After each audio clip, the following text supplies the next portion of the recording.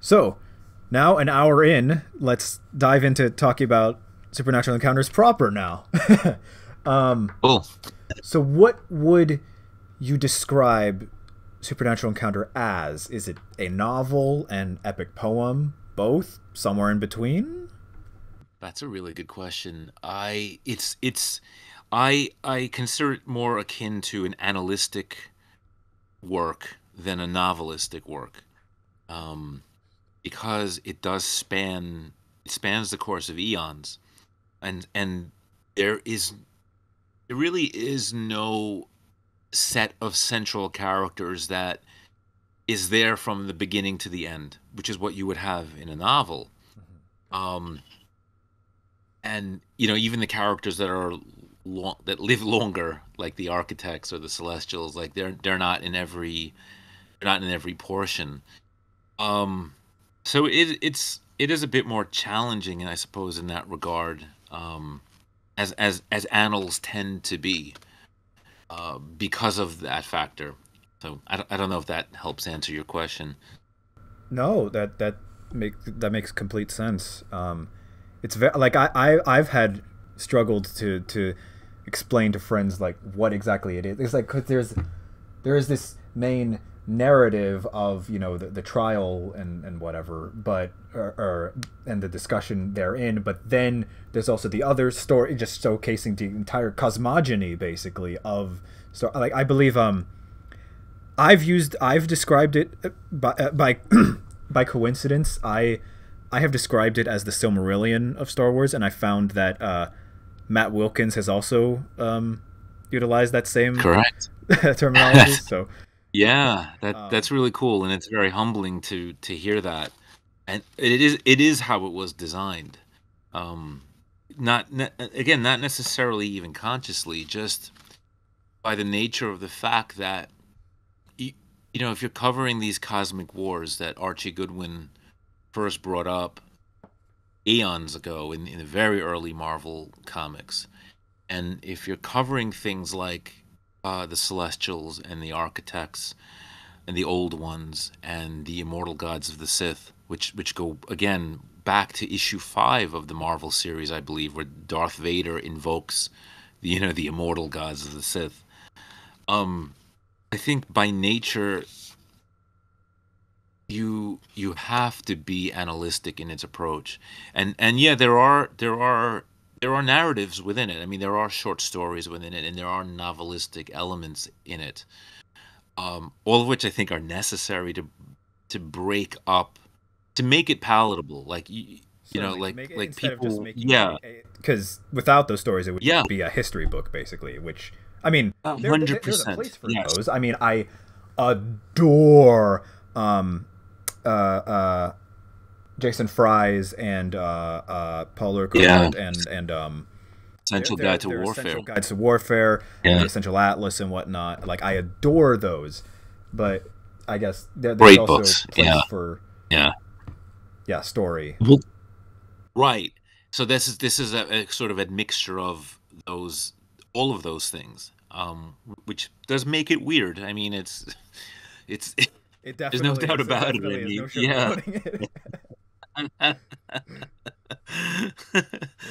Yeah. But hopefully, and people do seem to be enjoying it, but I think it is for a very niche sort of audience, like the expanded universe fan who wants to go deeper into the supernatural elements, that they've come upon in the EU and the ancient world, which has only ever really been hinted at across the various media. Like I adored all that. I mean, to a not layman, to a because most EU fans like all they know of the ancient Star Wars galaxy is maybe knowing about the Rakata, but as you show here, it goes a lot farther than that. Which It's true. And I love that people did respond to the Rakata and the hint of what occurred in the ancient world, because Goodwin and Roy Thomas, um, and Russ Manning, who were the architects of the original EU back in the day, back in 1970, 77, 78, into 79. These guys were hinting at something larger, something like big that happened a long time ago, like even longer ago, A and longer time they ago never in got galaxy far, to far a away. longer time ago, and I mean, and so does Alan Dean Foster, for that matter. I mean, I've always found it fascinating, that he has this idol in the temple of Homogema that is essentially, he describes him exactly as Cthulhu. We'll definitely And be getting into that later. I have many questions on that front. Cool. I have in my questions script. I have one entire section called on crossovers. So, if I may Nice. ask, can we please hold off till we get there? Yeah, I want your thoughts on those to lead into the other thoughts. cool. That'll be fun. Yes. Okay. Yeah, I'm very hyped for that bit. Mhm. But so here's one quick thing. It may not be quick. I don't know, but we'll see. The so there's been a lot of discussion on the quote unquote official status of your works, namely this one and the previous Cult Encounters. I myself have seen the documents you posted that show it was licensed by Lucasfilm. There was no official cancellation. Is there anything else you'd like to clear up? Any misconceptions to address? Because I know at the moment there are still debates on Wikipedia's talk pages about, it's like some people are saying this there's nothing, it was never canceled. Others saying no, it's not, it wasn't published on official channels, yada yada. Is there anything you'd like to add that I mean, because you've spoken at length about this on, or rather written. Is there anything else you'd like to address about that? Yeah, I'm always happy to talk about stuff candidly, because I understand. I understand the questions and I understand the doubts, and that's fine. I mean, ultimately, if somebody feels that it based on their own criteria, that this doesn't fit into how they define canon, that's cool. It's all good. Um, I was never trying to be dogmatic at all in that regard. But I mean, to the point of it being, published, officially by them, no, it was not. I mean, that is true. But neither was Skywalker's. I mean, Abel Pena's work was published on his website. And now it's on my website, exclusively, because he gave me permission to put it on there. And with when I spoke to Matt and Dan, from Lucasfilm, From Lucas, that was also story is this Matt Martin and Dan Brooks. Dan Brooks? Yeah, yeah, correct. So story That's group that's people. correct. Yeah, yeah. Like the plan was, to put it on my site and to have a link to it from the Star Wars blog, and that's what would have happened had not, the sort of the higher ups at Lucasfilm determined that no, we're going to focus exclusively on canon and not on legends.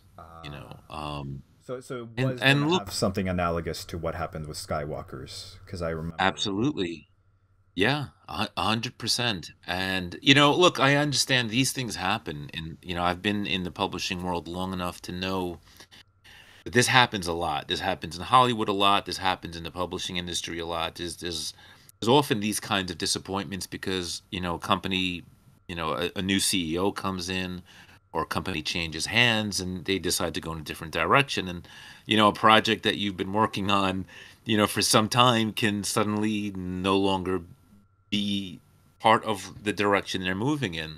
I mean, even recently we learned that the Guillermo del Toro had, you know, been working on a Jabba movie, That's right. which is fascinating to me. You know, and that's Guillermo del Toro. You know, Yeah.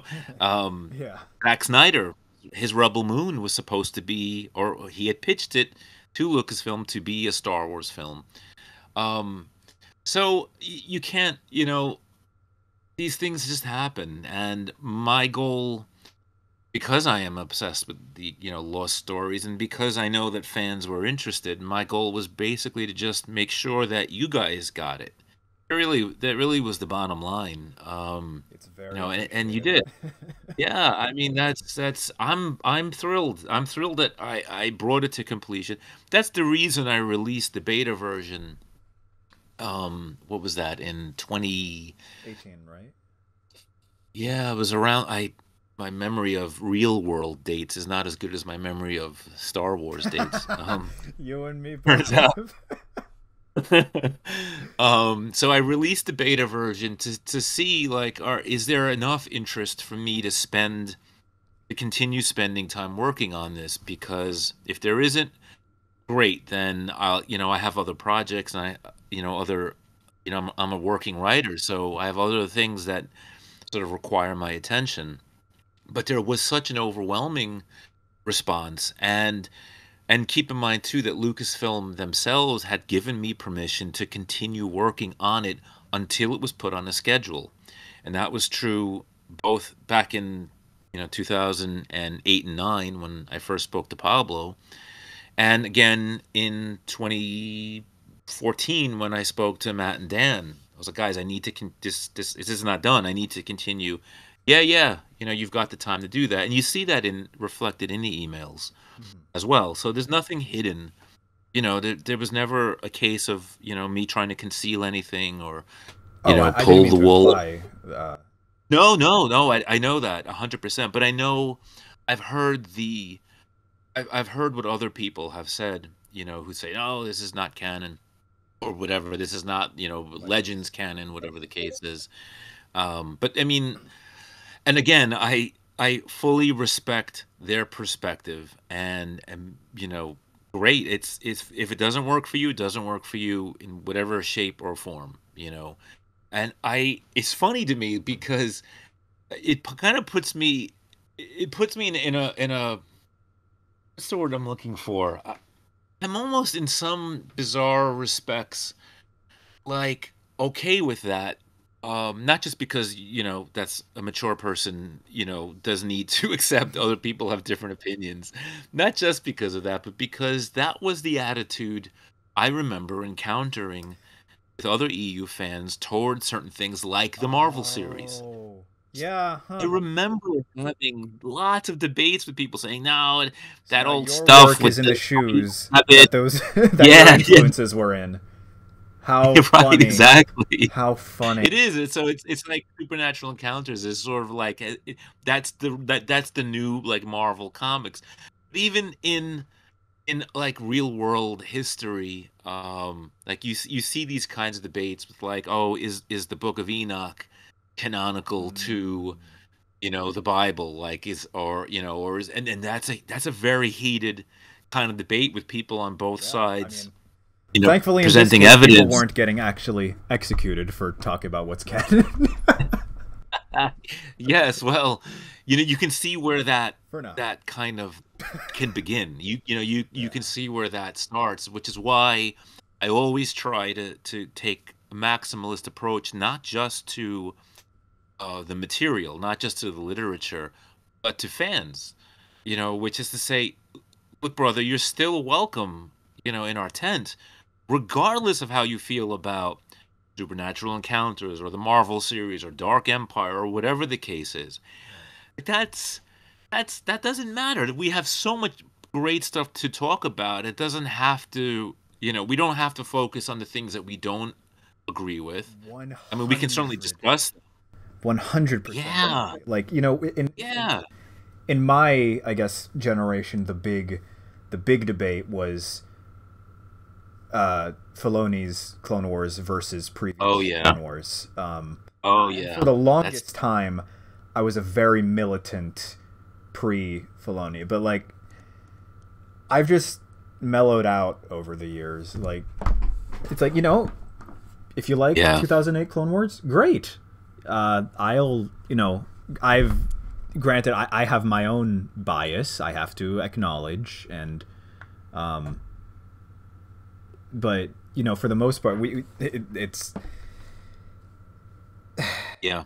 what. That's what happens, because those of us who've been part of it, can see, or this thing comes in and it's not fully lining up with, this very meticulous, Clone Wars project that we've come to love, Mhm. and it feels like it's disrespecting the authors and their stories and us, the fans. So I totally get that. Um, and like you, I've also mellowed out on that and sort of come to embrace it and say, all right, well, let's tackle this. Let's see how we can make it work. Exactly. That's it exactly. Like I guess the previous than to mine would have been like people rejecting the prequels. Before that, I guess with more hardcore people were Yeah. talking about Dark Empire versus Heir to the Empire, and disparaging of the older stuff. I don't know. There's always you put it very succinctly earlier. It's just unfortunately I guess that's the very nature of fandom. There's always going to be And yeah. cliques within. but Yeah, I mean, and but and, as and long as that's we're just all it. I mean, respecting, that's what right. matters. That's the key. Is respect is really the key to the whole thing. It is what matters. And we haven't always seen it, but I think, hopefully we grow and have grown. I mean, I think despite, whatever factions and elements exist, some of which are not, as great as others. I do think by and large fandom is in a healthy place. I think we appreciate Oddly enough, the yeah. EU maybe more now that it was sort of taken away, Kind of, which is yeah. what happened. But I mean, Yeah, you I don't mean, appreciate yeah, something that goes on. yeah.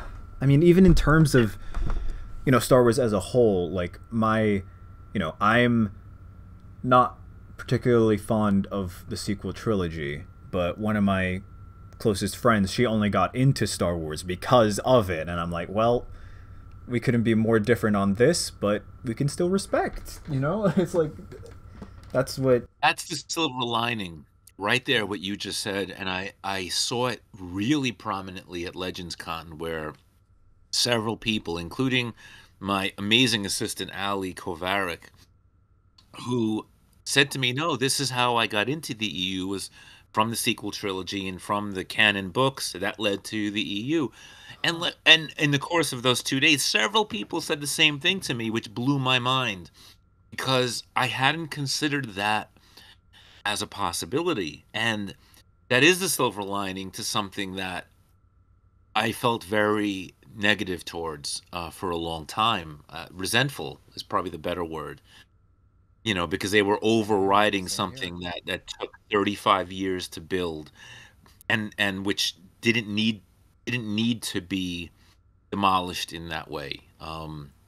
So, and there it was. So, all the more reason why, we, as an EU community, learn to embrace our, DU fans, and say, you're welcome here.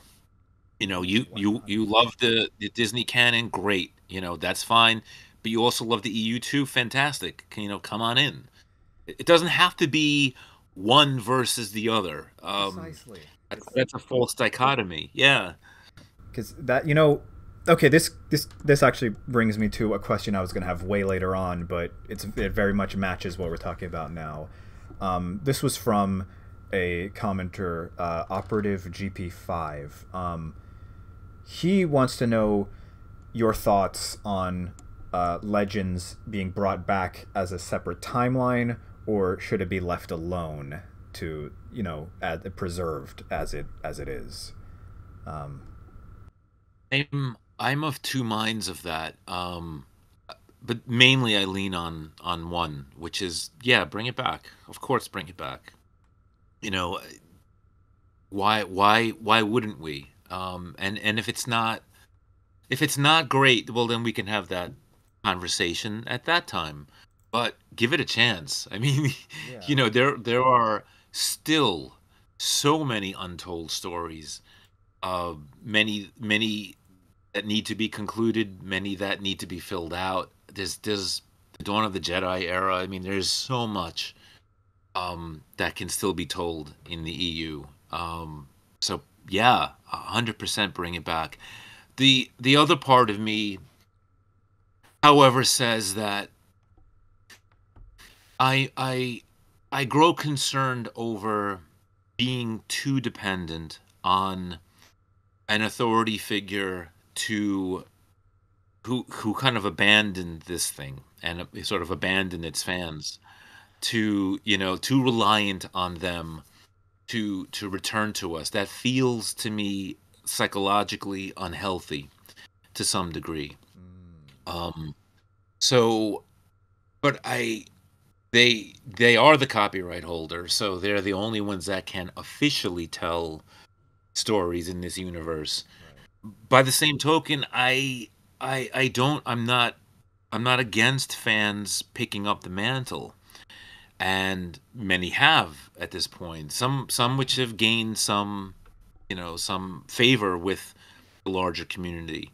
Um, so that's why I say I'm of two minds of it. But if a new administration comes into Lucasfilm that are favorable to continuing the Legends, universe, I say 100%. And this was something I mentioned to Matt and Dan recently, which is that Supernatural Encounters itself embraces this motto, which is three universes, one canon, three universes. Which is basically that the EU, So EU canon can and exist. infinities. Exactly. Yes.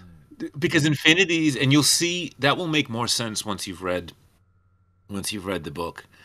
Um, I won't spoil anything at all in regards to that. But if you've read the book, you'll see We'll have a how spoiler that later. statement.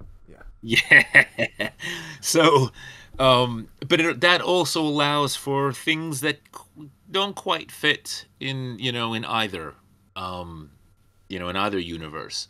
Um, it provides an out for that in a way that's still within canon. So Right. that's how I feel things should move forward, and that's how I approach it now. One canon, three universes, and EU or Legends fans who just want to play in that universe, have at it, and Disney canon fans who only want to play in that universe, great. But again, from a business perspective, I think that's makes the most sense moving forward, because what you'll then have is you'll have people crossing over into, like dipping their toes. Well, let me try this, this universe, and see what this branch has to offer, and vice versa. And that can only be a good thing for Lucasfilm and for its licensees. Right. So That we'll that's see what the next administration brings. that's always been my take on it too, because for the longest time, I was often involved in debates online. It's like, why can't you be brought back as a separate? People say, oh, well, it'd be confusing for Disney only fans. I'm like, well, Marvel has completely, and Marvel and its movies are completely separate universes. And one of two things will occur if a person is confused by different portrayals of characters in the comics as opposed to the films. Either A, they don't care enough to be bothered, or B, they'll learn. They'll look it up. It's it's like, Yeah, yeah, yeah, 100%. I mean, we're in 2023, not 1953. exactly. So I don't. I've always felt that was, if I can be perfectly candid, I felt that that's disingenuous to sort of say that. And Totally. to quote the great Chris Nelson, um, I feel like they're coming from a place of fragility Mm-hmm. or insecurity about the material that is developing there. Otherwise, why would you be concerned as much about a Why would you view this other branch as a competitor? Yeah, and I mean they're It still doesn't have to, publishing the books just with the Legends band. I mean, well, and even right? I mean they're still running the Old Republic MMO. I mean, I guess as long as it makes money, right? But I mean, Yeah, and those may be contracts that existed, earlier. there is that. Yeah. Yeah, with Well, Del so I guess Rey and the one case which was very much appreciated was I think 2 years ago there 108. was 108 Star Wars 108. Yeah. That Yep. that was a pure, I guess, yeah, just That was amazing to me. Like that it was that very heartfelt. that was incredible. And really, it kind of gave us a taste of what the continuation of Legends could be, which is people writing it who love it and who understand it. And Exactly. yeah. Like, so, and I know a lot of people feel cynical, like they think, oh, it's done, it's tainted, like Disney has tainted this thing. But again, like, yes, I mean, you could take a negative approach to it, but you can also kind of like try, well, like have an open mind and let's see how it goes. I mean, to me, 108 proved that this could be done right if Totally. they gave the green light. It did, because that was, geez, I mean, that was so perfect in terms of, completing. If you've read the Marvel series, like it fits so perfectly in it. And so we'll see. Ultimately, we're not at that point yet. Um, Here's we hoping the point is There sooner are rather than later. rumblings. Right, right. So, there are rumblings that, Kennedy may step down at the end of the year when her contract is up, and new management may come in, and they may have a different approach to how to handle Legends. And if it's favorable to us, well, we're going to find out, if this thing works. Um, but it's 2 months, like, and I know we've heard this all before, and it's possible that things may not go in the way we hope, but we have hope. That's Yeah, that's what we do as fans. We have hope that a there'll new be one, more. you might say. That's the rebellion lives. I had to. But okay. Next question. What was the original draft of Supernatural Encounters like? I know for a fact it wasn't this omnibus that I've got the physical copy here. This is a brick. You could probably kill someone with this thing. When it the so when it was going to just be on game or hyperspace, I imagine was it more along the lines of Cult Encounters, of that, just a little in universe, I guess, listing of these entities. No, I don't think it would have been. And this is the reason why I had asked, Pablo and later Matt and Dan, can I continue working on this? Because I the basic story was always there, and that's never changed. I mean, Arhul's journey and the sort of you know, the basic sort of narrative framework of the cosmic wars, the Empyrean Wars, the War of Temporal Planes, and the Twilight Wars. That was all there from the That was all. beginning. Yeah, that was all there from the beginning. What we didn't have at that time were the vignettes. So we didn't have the character beats. We didn't have the development of the distinct developments within each of these wars. Mm. Because they are distinct for a reason, and they feel different. From the start, I knew that they had to be distinct. They had different reasons for being, and the stories within them were by nature different. Um, so that needed to be fleshed out, and all other things too, like Arhul's character hadn't quite been nailed down initially. Like I wasn't hearing his voice as clearly as I later did, in the sense that he was initially very much more easygoing. Okay. Um, he was what you'd call like a stand-in for the reader, but Mm. he was just way too amiable in that regard. He needed an arc, He needed to have his and more arguments with Q9 and whatnot. yeah, absolutely. And once I hit upon that, everything flew from there, and that was one of the things I'd struggled with early on. Um, you know, so that was pretty much it. Those vignettes were the big, because they're what give the reader sort of story content. Um, and you remember, this is all happening in ancient. This is all happening in ancient times. So, uh, and then there was the connectivity. This was sort of the tertiary, not tertiary in importance, but tertiary as far as like um, order of events.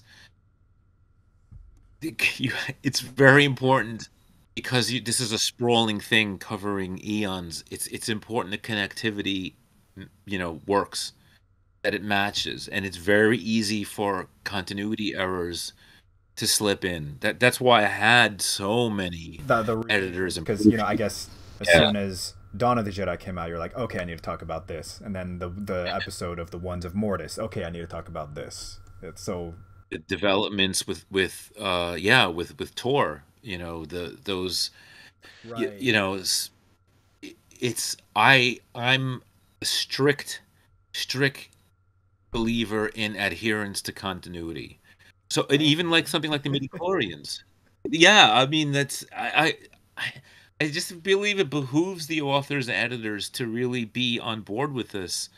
If you're going to write in this universe, I don't believe it's enough to say, oh well, I watched A New Hope, and I'm gonna write these stories just based on that. Like, no, Thank there's you. been 30 years of storytelling in this era. I mean, read some of it. I mean, I know it takes time, and I know you've got to take notes to do it, but I don't understand that approach. And this is something where I felt a bit resentful towards, like the 20, what was it, the 2013 Brian Wood series. Like, always Oh, the irked me comics. because The yeah, like why are you doing this? This What? That's not doesn't, how Rogue this Squadron feels started. What? That's not how right. yeah.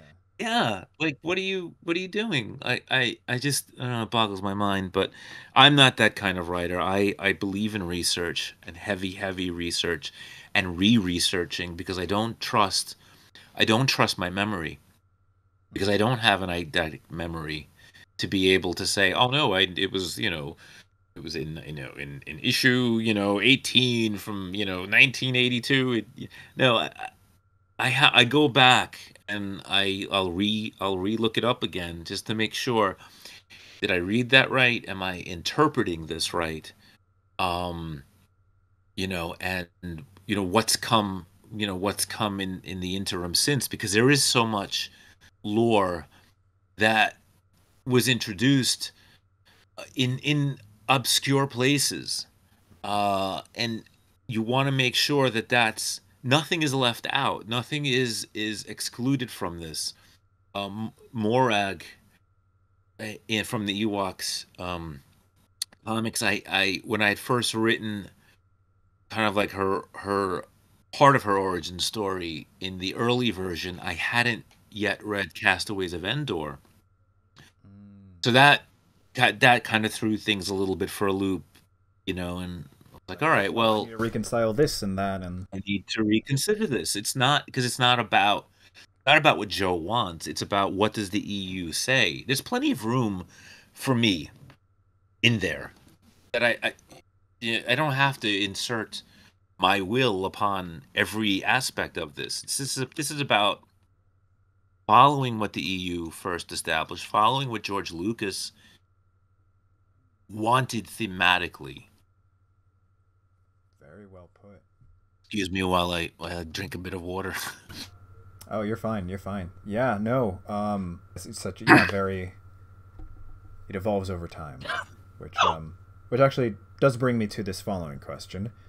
Um, how how does this new edition differ from the 2018 release? Besides just the added content, Like I for one noted stuff like changing Tharagorogarat to an easier spelling. Was that just to simplify typing that over and over again, or? Uh, Those are. It's so funny because in the editing process, there's a lot of decisions that you make. Like what. And that's one of them. That's interesting. I went through various spellings of her name, and ultimately I had to come to, like, well, how am I pronouncing it? how are you pronouncing You it? know, how am I pronouncing it? Thargorograt. So Thargorograt. I think actually Maxine pronounces it even better than I do. I like her pronunciation of her. Um, Thargorograt. or Interesting. Gorograd. Yeah, something along those lines. But so it was like, well, then why am I spelling it so, why am I making the spelling so difficult? Like this is, like this is an area where you can simplify things, make it easier for the fan to read this. Particularly in a work that is, a bit more challenging to begin with.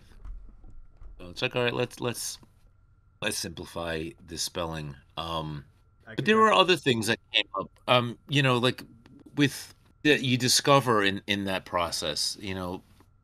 Things that you sometimes characters and the story fight against where you're trying to bring them, and so instead of, you can resist that, and again, like trying to impose your will, which I find doesn't really work. Or you can like listen to what the characters and story is telling you and follow that path, and that can lead you, places where you weren't intending on going. But invariably, it always makes for a better story, a stronger story. And it's the same with continuity. When you come across what may seem like a hurdle, what emerges from that is often far better than what you were originally planning.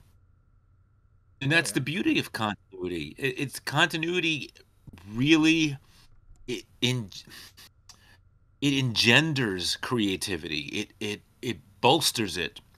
I say It again, strengthens it. necessity is the mother of invention. You can Yeah. there. I don't know how many times I've yeah just be it with when you take a moment to sit back and like listen. It's like okay, no, that doesn't work because of this. This author said this thing. It's like okay, well, but then you can like well maybe we can link it to this thing. It's like it's the links are half of the fun of a having a shared setting like this. 100%. It really is. I've never gotten the idea that this continuity hinders creativity and therefore we need to eradicate it. Yeah. That's not how. It's like if you write a story in the real world, do you do you change the history of the real world? I mean, you certainly can. I mean, that's an exercise. Like, what if the Civil War had gone the other way? Like, there are numerous, books, that Speculative go fiction. that Yeah. approach that. But generally speaking, unless you're doing that kind of story, that's a very specific kind of story. Mm-hmm. You're working with the world as it is. And so you don't have the luxury to say, "Oh, well, I'm gonna, pretend World War II never happened," or like, and if you go back though, it's funny because with Hollywood, like if you go back far enough, where people start to forget or don't know what the history is, then you'll see filmmakers really take liberties with history. Oh, I of think of course. the Elizabeth film, particularly the second one with Kate Blanchett.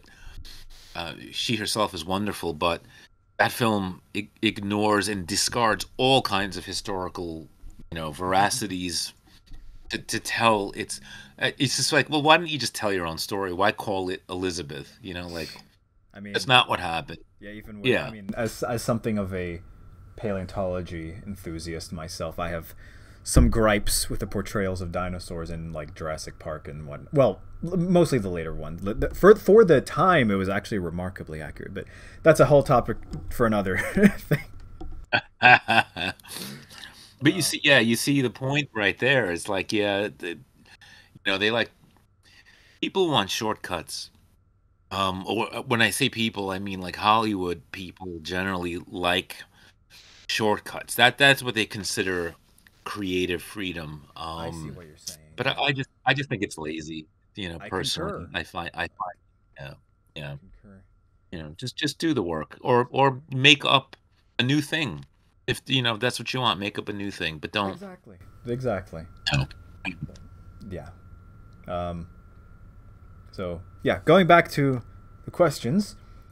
So I know there are several concepts that you created for SE that actually ended up in other media before the actual release. Namely, the name Ampotem Za for the Suprema, the ruler of Mandalore, and Typhogem for Palmagima. Um, are there any other ones that I haven't thought of right there? It probably are. I can't offhand remember. I've Sith. That was where Typhogem. Yeah, yeah, the Um, left-handed god. There, him as like Avatar. Um, for the exiles. There were definitely a few others. Edward Dodds has kind of kept track better than I have of sort of like what entered, different fictional sources or EU sources. But it always amazes me when when I come upon it. It's like, oh, cool. Look, there's Typhogem over there. There's, you know, uh, because it seems like he in particular seems to have grabbed the imagination of readers in general. Which is funny because Pomajima was always there, yeah. but sort of like changing the name or revealing, you know, the name before sort of the Koei um, corrupted it, and over the course of many years, in which he was sort of forgotten. Right. Like that Typho Gem as Cthulhu, like as the Star Wars Cthulhu, like Exactly. You really. talked about that in your It, end notes. I find that. We're oh, have you definitely read get. the end notes?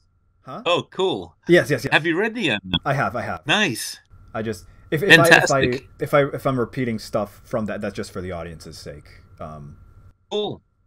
I wasn't sure how far you'd gotten along Oh in the no, no, book thus I far. read it all. I've luckily I'm able to read at work, so Beautiful. Wow. yeah. Oh, very cool. Yes. No, so that actually you're gonna quite like this. One of my friends in my local Mandalorian Mercs group, he has um, Typhogem Palmagema symbols on his armor. Like like his whole story is that he's like a like a Mimbanese cultist or something. I'll post It's, pictures on here with his permission.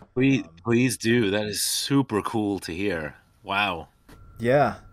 Um, yeah, no, you're totally right on him grabbing the attention.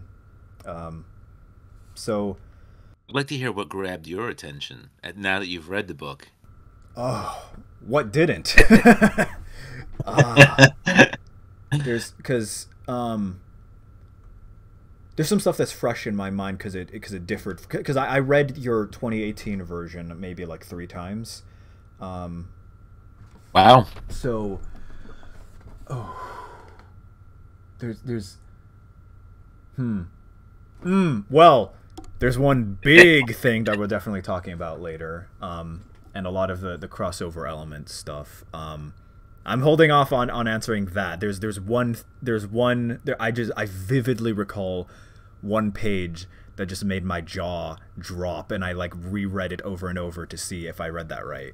You'll um Cool. we'll definitely be getting to that. Um, I suppose maybe we should get into spoiler territory. So yeah, audience, you are warned. Please read. It's up on his site for free.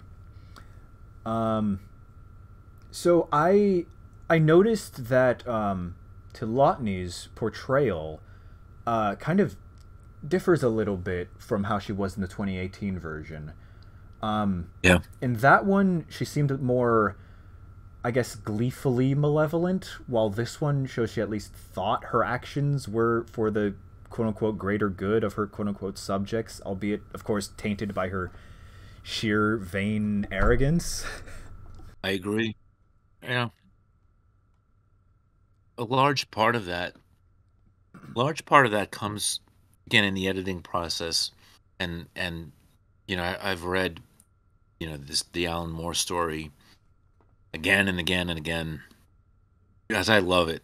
I read it for pleasure. But when you're reading for research, it's different. You're spending more time analyzing it. And I actually wrote an article about it for one of the Sequart books, um, which is of course the name of it's escaping me at the moment. But I can send you a copy of it. Yeah, where I really tackled it. I had wanted to write this originally for the omnibus reprint of it.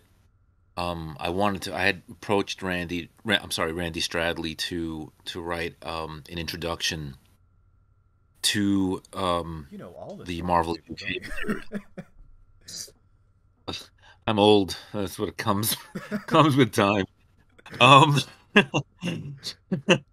but it that never came to pass. There was a bunch of introductions that we had written. Rich Hanley and I also wrote a bunch of others as well.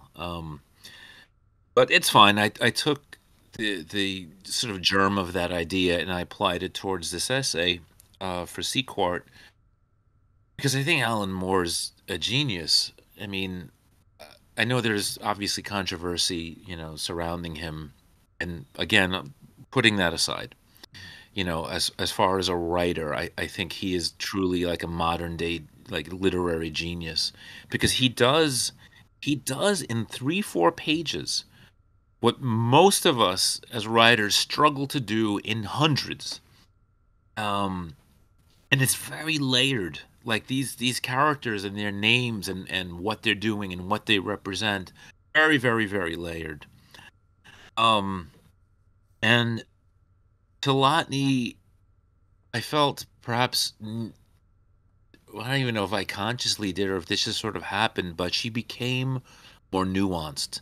I kind of feel like the all of the architects became more nuanced, and it makes sense. Like in retrospect, now it makes sense that they did because of the introduction of the immortal gods of the Sith, Hmm. um, which hadn't been fleshed out. The intent was always to do so, but in the beta version that you had read, I had not fleshed them out, and that was a deep, deep source of research to get them right. And when I say get them right, I mean get them right in my head according to the research sources that I was pouring through, um, which ran from religious documents to fictional sort of portrayals in various literary and even film sources.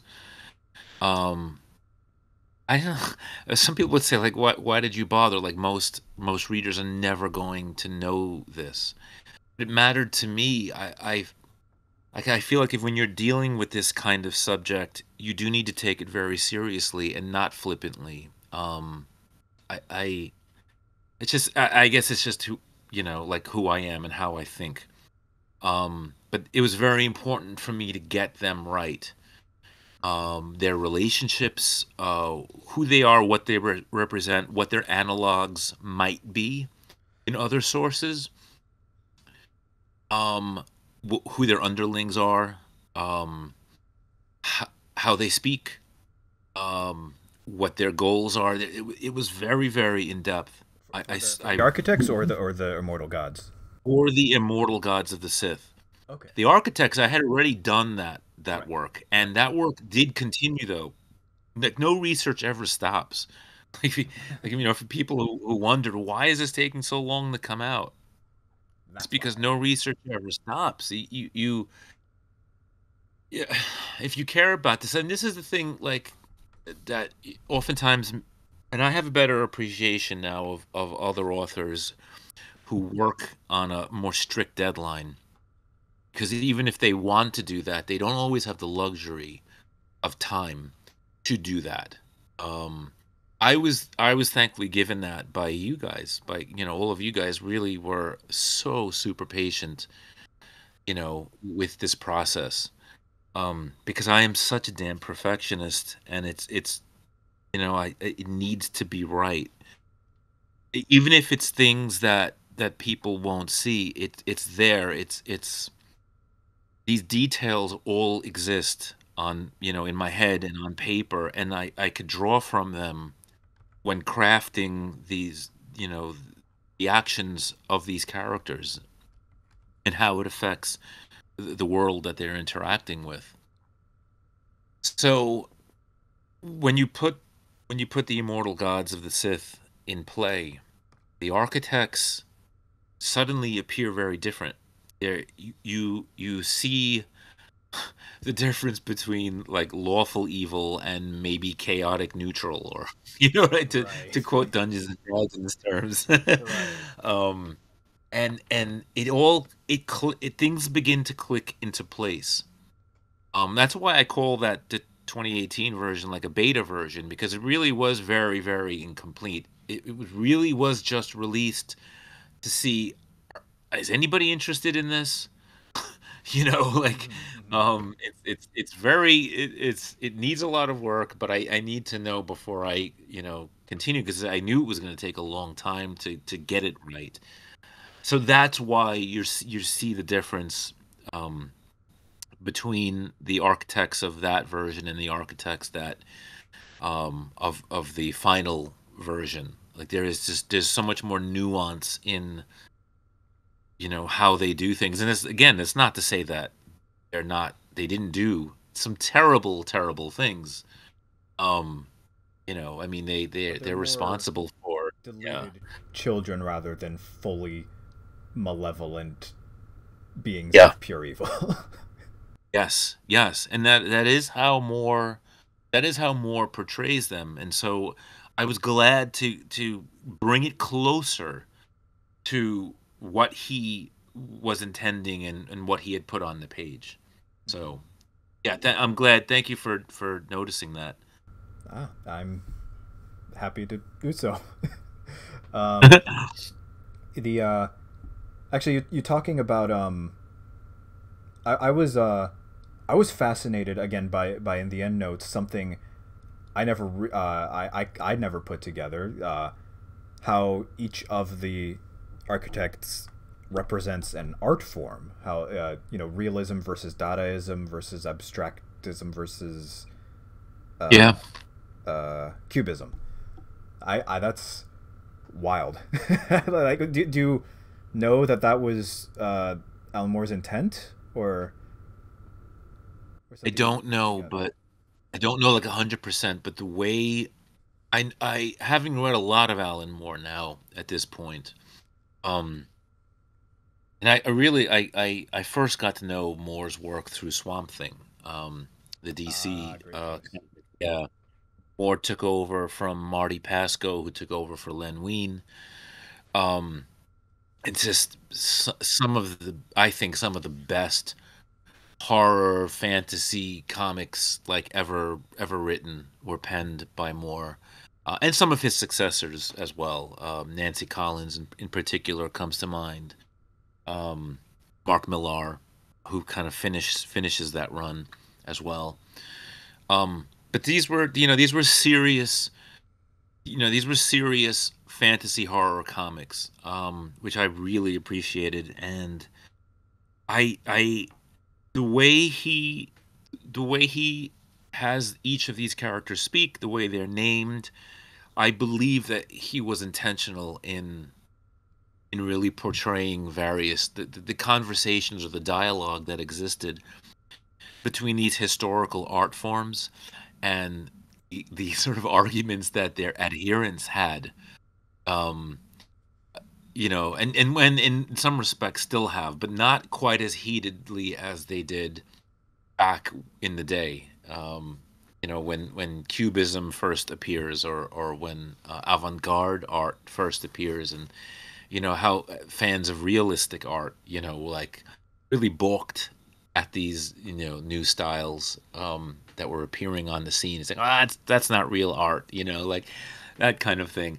It's fascinating to me historically, and I just don't have any doubt that he had that in mind. I would love to interview him though, and pick his brain about this, whether he remembers having this was going back to 1981 now that he wrote, That's fair. or possibly 1980. Yeah. He's like, what? um You guys remember? I didn't remember writing that.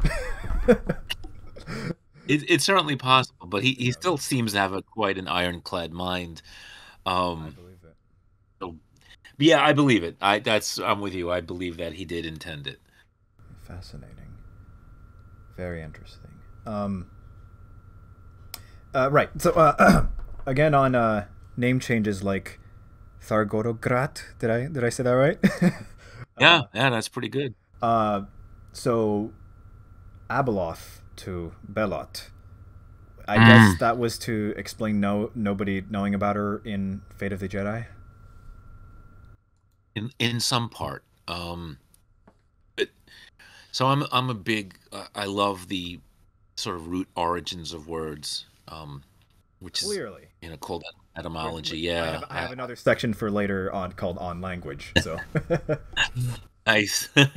So I like to see what this is how I in part how I realized that Moore was digging deep with with the architects, and because some of the names and the derivations. But you can do that a lot with the EU. Like they're like why did somebody name this character this? And Wiktionary is a tremendous help, a resource in that regards oh yeah. towards looking. Yeah, Literally yeah. every night at dinner, I pull up Wiktionary with my family. It's like, oh, let's find out the origin of this word. Oh, so cool. That's great. Oh, I'm glad to hear that. Because that's something also too that Tolkien was sort of spearheaded in Oh, many regards. As a genre writer, and I love it. I just think it's so much fun. So yeah, Belot and Abeloth have different derivations, and it made sense that the name that her mother gave her would be a positive name. It wouldn't be a name that holds any kind of negative association, or at least not primarily a negative association, even if there's possibly an underlying one. mhm. And it also makes sense that the Killiks, or whomever, was in opposition to her, would give her a negative name, and one that resembles the original but isn't, but changes the meaning. Because again, historically, this is what we see this happening, not infrequently. Um, so it had to be. It had to be that way. And it also worked out as well that this is why Leia and Luke didn't recognize her name years later. Now, of course, it could still work, even if Hextrafon did use the Abeloth name.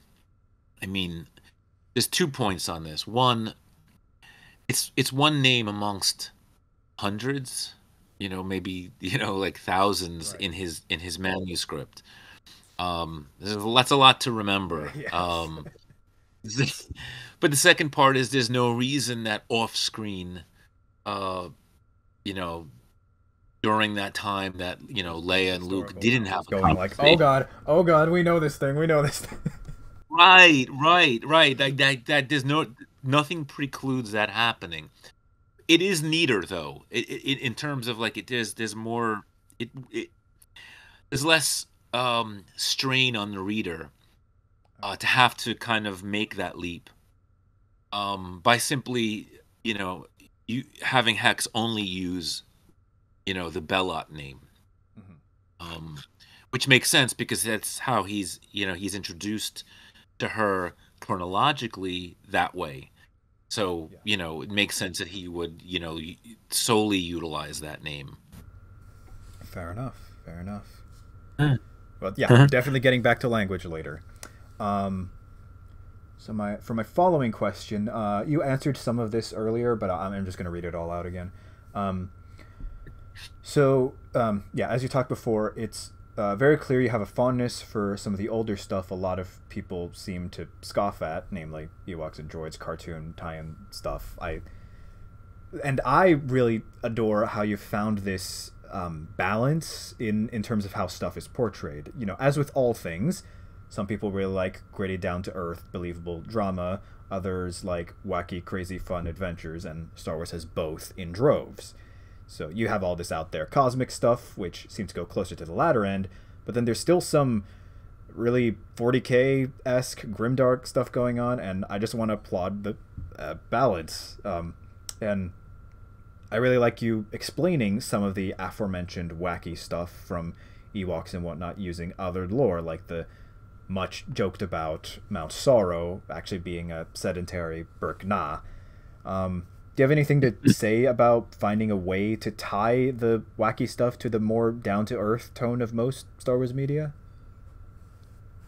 E, you know, Ewoks cartoons are so fascinating. They just are, and it took time when watching them and thinking of them in terms of, all right, so if this wasn't geared for children, what would these stories be? And without just outright dismissing them, which is, I think, the tendency for a lot of people. Unfortunately, Is I just, was that way too. I was. so was I, and yeah, initially, I think that's like, oh wow, like the Ewoks in Return of the Jedi aren't silly enough. Like now you've got to, Like you know, I think in my iceberg video, I mean, I still probably hold that's probably the reason why that media was produced in the first place. But I feel like it's kind of a way to cash in on like the Smurfs like formula. Like right. there's some. Um, Sorry, that's just my 2 cents. Sorry, please continue. That's a great video, by the way. Your iceberg video. Oh, you That saw it? was Oh, I thank really you. enjoyed it. Yeah, definitely. Yeah, it was awesome. You're very kind. um, kind of once you get past that response and start to like, again, like approach them with an open mind and say, all right, well, but this was whatever the behind the scenes reasons were for creating these things. They exist, and they are kind of neat in some respects. There's a lot of lore in there. There really is a ton of lore. And so if you approach it as an archaeologist, with like that mindset, I just I it began to become very fascinating to me. And the the transition wasn't hard, like to how does this occur in a more realistic setting, like that just didn't it started to tell itself. um Morag's, she's very mustachio sort of twirling in the series. um but finding her center, like finding her heart. And that's, if you recall, is actually one of the stories is the loss of her heart. um and piecing together the different things, like her relationship with um his name just popped out of my head, not Chief Chirpa, but with the our head wizard there, from the tribe. Oh, Logray? Yeah, yeah, yes, thank you, with Logray. Yeah. um like suddenly leapt into focus. Like that relationship was interesting, and seemed to hint at certain unspoken things. So like once you sort of go down these roads, and you take these stories seriously and imagine, well, what, okay, so how are they portrayed seriously? I don't know. To me, it all wrote itself. I could write Ewok stories forever because because of, like, once you've done that, like once you've made that transition, suddenly it all feels very clear. Um, and again, the continuity is so fascinating. The lore. I mean, so Logray turned to dark magic in what source what source had said that now? I'm forgetting where that came from, but that was like a kind of a source of upset for fans of the series. Understandably so. And that's something I only discovered relatively recently. Like, it never quite made sense to me that that happened, but again, this is what this is what the source says. So how did how did that happen? What does that mean? Uh, what's the story behind that? You know, um, these yeah, Stories to be told. it's always approaching it right. You approach it as a historian to find the truth. That's what you're ultimately searching for in fiction, is the truth behind people, the truth behind events, the truth behind history. It kind of like it parallels Hex's journey a little bit as a writer who really tries to take this stuff seriously. Well, some people would say maybe too seriously, but you know, I can't help that. That's how my brain goes. And there are fans of those cartoons. I've met many, said, "Oh, I grew up on them," and I think that's awesome. I think that's great, because now There's a place for they it. they feel validated, but like they feel like, wow, this somebody else took this, you know, seriously instead of just, dismissing it as a joke. Um, Right. yeah. So I was grateful. I really was. I felt grateful for the opportunity to do that. To make Sindul's and Wicked's world come to life in a bit more of a three-dimensional way than they had in the animated series. Yeah. No. That was it. Was great. Yeah. No. Seeing the. I mean, um, this is also meant to be for later, but I love how meta, like just the framing of everything as an in-universe debate. With John Zakek, scoffing at everything, whereas others are. I'm like, that really in some ways reminded me of Shadows of Mindor in how Mm. just how meta, like, in universe is how much of this, like, what I think I went on three separate tangents in the last sentence. um, um, yeah, just wanted to applaud you for that. Thank you. Yeah, SE will do that. It'll It's it'll another way lead of you like, into different. the I love Janzakek, and like he's one of my favorite characters in those, the historical council scenes, because I find him so much fun, and I understand his perspective, because I've been on that side of the table. um so I get it. um I understand him, and but I also understand Sindel, and I understand now the other side too. And there's a wider perspective that sometimes we close ourselves off to.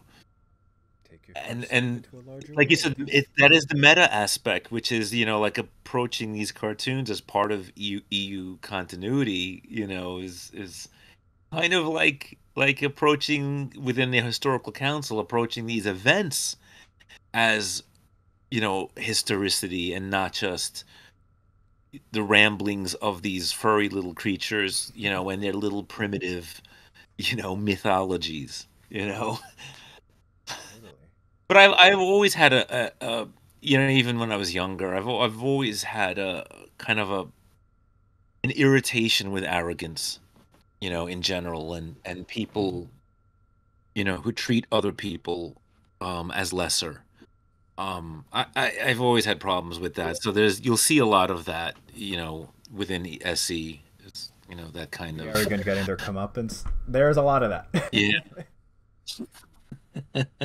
That's It's yeah. There's enjoyment. I find enjoyment in reading it. So apparently I put a lot in there. Again, sometimes just unconsciously these things sort of emerged. makes sense. Yeah, as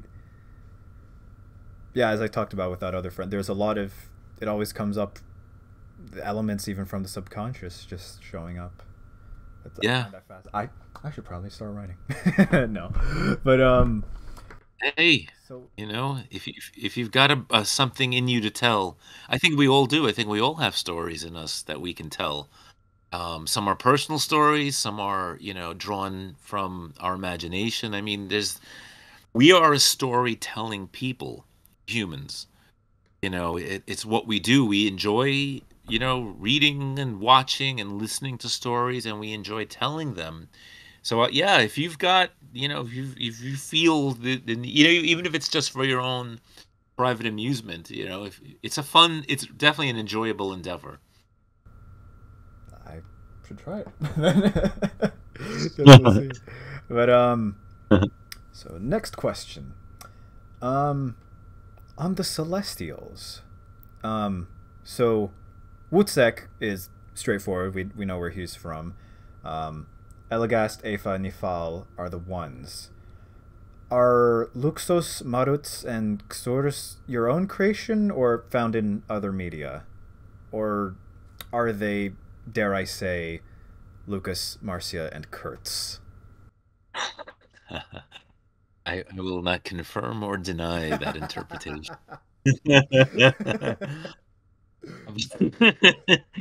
If you Yeah, want to leave it at that, we can leave it at that. I'm gonna frustrate a lot of people who ask me, these kinds of questions because, and it's not because I want to be coy. Like it's not that I don't want to. There's there's a there's a relationship between a reader and a story that is organic and I feel shouldn't be interfered with.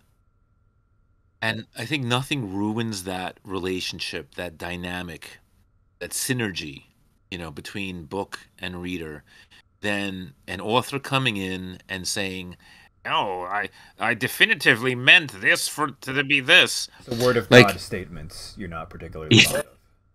yeah, yeah, like let give the reader the space to find things and come up with his own things and discover and think and debate and have these conversations and dialogues, either with himself or with other readers.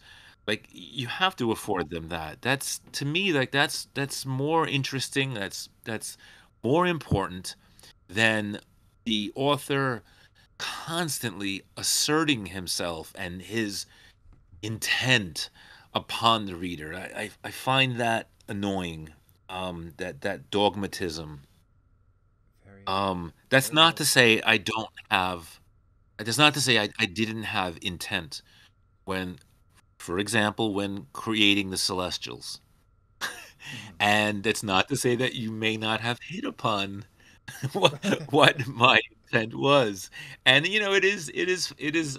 I do gain some cheer from you know, hearing that, you may have uncovered, something. And others might say, "Oh, it wasn't that hard to uncover." All right, cool. Like that's great.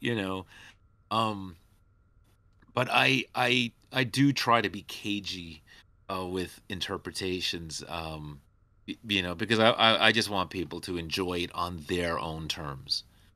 Fair You know. enough. Yeah. Later on I have another thing talking about coming to your own conclusions about things, but fair enough, fair enough. Cool. But can I just ask, are they in any other media or are they totally original? They're original. Okay, Yeah. okay, cool. Because I was like, I was like, yeah, going through the entire list of. I'm like, okay, I know this one, I know this one, I know this, but all right, cool, cool. Um, hmm So onwards. um, on Earthworlds. I find that such a Mm. fascinating concept, and the more I think about it, the more I like it. I remember the first edition there was just one. I get yeah, you know the original Earth from which Tilotny plucked humanity, but I think there being multiple kind of fixes a lot of things and explains stuff like say Star Tours and other rare references to Earth. My brain cannot keep track of all the different ones, but yeah. And for our Yeah, audience who doesn't yours and know, mine both. oh, fair That, enough. yes. Yeah, Yeah, for yours. That was something. Another thing that I spent a long time getting right and making adjustments to. Like that's yeah, that may have been a year unto itself if you know like put all the the days together in which I spent time on the Earth worlds. And I also knew that that would be the one area that would possibly begin to lose readers because they don't have the immediate connectivity to modern EU, and nor should they, for that matter. In some respects, and some do. Obviously, like with Neutron, and those coming from Earth are going to Neutron, and the Zell and the Tong. Like that's one that I think everybody knows, but that wasn't going to be the case with the other Earth worlds. And that wasn't even going to necessarily be the case for earlier Eartha history. So, but you that's you're telling a story, and sometimes there isn't that immediate connectivity, and so it does require the reader to maybe exert a bit of patience, and kind of maybe just kind of get through it. And I've heard a lot of people say like, "Oh, I was totally lost in that section," and those sections were even longer at one point. I really kind of wow. trimmed them down, but it was important. I felt important to see the evolution of humans historically, because humans are such a big part of the Star Wars universe. Oh yeah. They're not an incidental race. They're not a minor race. And I did, obviously I did develop a lot of minor EU races, and sort of built them up a bit. But humans was one that I could not skip over, Oh, of like, course. and have done my job. You know what I'm saying? Like, and and that's why. So the 9 Earth worlds, which is not even where humans are contained. Like they even go, sort of beyond those. Um, but that also had a role to play with the immortal gods of the Sith, and obviously the architects and their role in sort of creating these worlds, um, and where Splendid App creates his universe to sort of play in. So there is a lot of connectivity within SE, as far as their significance. But I knew they were just going to be hard for modern, like those who wanting connection with modern EU stuff, because we are in the very distant past. So that just wasn't there, and so it was. I was curious to see how people would respond, to chapter. I think that's all in chapter 3, like the first half of it. Very, yeah, very interesting. I still recall the first time I watched I read the beta version. I was like, wait, is he on Earth? What is this? Is this finally explaining the ET cameo and what? It's like, so, um, but so Because Earth, that's the other part of it too, is Earth. not just I was discussing this even recently, like the Star Wars films and the EU in particular, like when you read the X-Wing books, it's not even just humans that are at play. It's humans with very Earthian culture and very Western culture. 100%. I was about to say, like, what these are you West culture. I was gonna get into that later as well, but we can do that now as well. Like, if we, like even getting into language. Actually, let's hold off on that. I have Okay. many things I want to ask you about that, Okay. and then I want to lead into each other. But